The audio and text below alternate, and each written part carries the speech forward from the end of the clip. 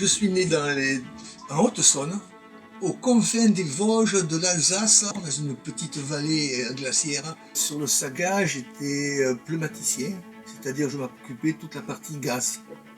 Le montage, mais pas les études, mais le montage. J'ai fait un centre d'apprentissage à l'époque, c'était un collège d'enseignement technique, où j'ai fait le chaudronnier. C'est un boulot qu'on donnait plutôt au cancre.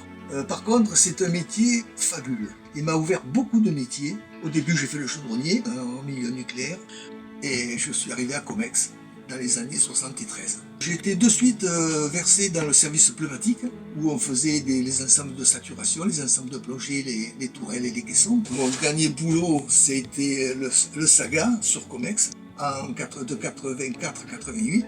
Je me suis occupé du gaz sur le sous-marin, de faire le montage, des tableaux, de tout le montage intérieur du sous-marin.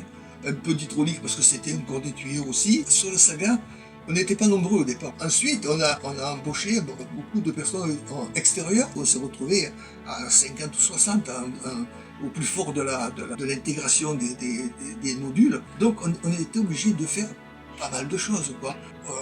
On n'a jamais été pris de court parce qu'on avait justement cette gymnastique de l'esprit qui faisait qu'à chaque problème on a une solution, mais la solution n'est pas simplement d'un type.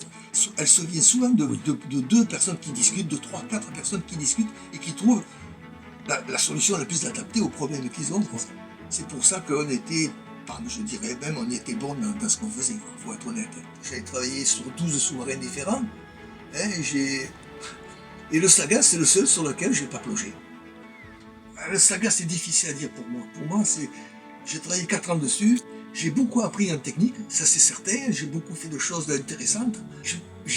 Il me reste quand même un peu de regret, c'est de ne pas avoir fait une plongée, de ne pas avoir senti vibrer le sous-marin. En technologie, ça a été vraiment le top du top. On a inventé dans plusieurs domaines, on a testé plein de choses qui sont maintenant, qu'on retrouve maintenant dans les sous-marins modernes, tout simplement, ou bien dans l'industrie moderne. Tout le matériel qui découle de Saga est allé sur d'autres sous-marins où il plonge, quoi. Voilà, c'est pas perdu. Et puis c'est quand même un beau boulot, faut être honnête. Quand on voit ça, on se dit merde, on a fait du beau boulot. On regarde derrière les tableaux, là c'est la façade, c'est toujours joli. Mais même derrière, c'est joli. Tous ces tuyaux qui arrivent sur les champignons, tout ça, c'est magnifique.